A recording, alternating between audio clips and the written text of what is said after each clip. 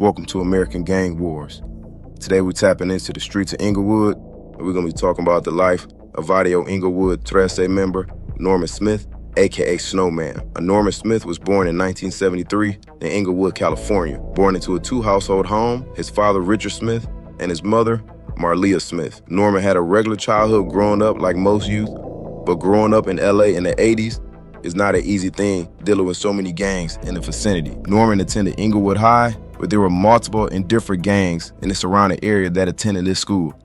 The Inglewood Family Gangster Bloods, Inglewood 13, Queen Street, and many others. Now at school, Norman was sort of a loner, but he also did want to fit in. And by the age of 16, Norman began to hang out with the teens from Inglewood 13. Now, Barrio Inglewood 13 are a predominantly Mexican-American street gang which formed in the 70s. One of their main rivals at the time, and still to this day, is Lennox 13, whose hood is across Century Boulevard. But they also beef with multiple other gangs at that time. But some months later, on April 27, 1989, Norman will get his put on to the hood and become an official Inglewood 13 member. The Inglewood members will call Norman Snowman because he was one of the few white gang members repping the Barrio at the time. After joining Inglewood, his parents began to see a shift in his attitude, and this caught his mother's attention. So she asked him if he had joined any gang, and initially, Norman denied it. But slowly but surely, the influence from the gang started to make his way into Norman's life. Inside Norman's bedroom, there was graffiti of Inglewood 13 all over the walls. He completely changed his appearance. He started slicking back his hair, wearing baggy clothes, and even being disrespectful to both his parents. His mother stated that he started saying he didn't need them and that he could take care of himself. Eventually, Norman's parents' suspicion were confirmed by one of his friends at school. One of his friends told his mother that Norman had joined the Inglewood 13 and his name was a Snowman. And immediately after getting this information, Marlia would call the LAPD, and authorities would advise her not to allow any of the gang members on her property or inside her home in any way, shape, or form. But at this point, Norman was already in deep with the set. He had been in several fights and even been involved in shootouts. Norman had also been arrested multiple times for theft, which includes stealing speakers from school and even from vehicles at church. After having multiple arrests, the LAPD gang unit had an identification file on Norman as an Inglewood 13 member. Norman's father, Richard Smith, tried his hardest to steer Norman away from the gang, but nothing worked. Norman couldn't be talked out of their life. But as time started to go on, Norman started to grow tired of the gang life and told his mother one morning while eating breakfast that he would be getting out. And on March 17, 1990, on St. Patrick's Day, Norman will get his put off and he will be jumped out of the Inglewood 13. Later that night when Norman returned back home, he came beat up, bruised, and sore. But Norman had a big smile on his face and he told his mother, "I'm out.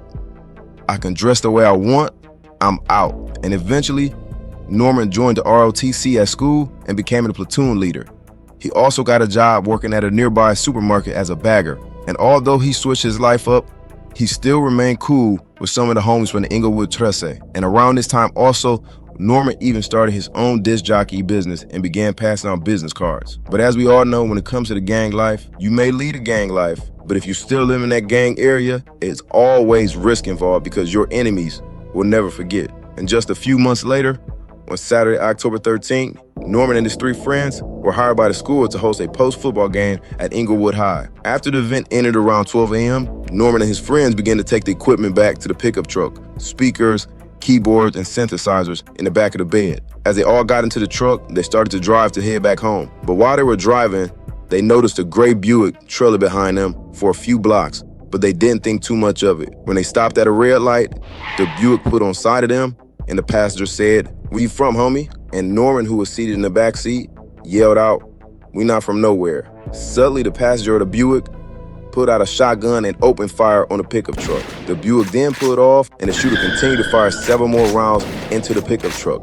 Norman had been hit multiple times with one shot directly to the chest, critically wounded him. His friends immediately drove him to his parents' house and carried Norman inside the home, where he would die on their living room couch. Just days after this shooting, news had spread of Norman's death, and the principal of Inglewood High held a moment of silence for Norman. Norman's classmates and most of the students held a memorial fund in his name. Norman's sudden death shocked everybody because everyone saw how he had just turned his life around. His coworker, Lily Gonzalez, stated that Norman was a cheerful, uplifting person And once you talked to him, he was like a friend for life. No one in the pickup truck was able to ID any of the shooters, but due to the fact that the Inglewood Tressays had many enemies in that area, it was hard to pinpoint which gang that could have been the shooter in the situation. At his funeral, hundreds of family and friends poured in to honor his name. Even the Inglewood Tressay members showed up to show Norman love. Jesse Gonzalez of the Inglewood Tressay stated that Norman didn't throw his back to anyone.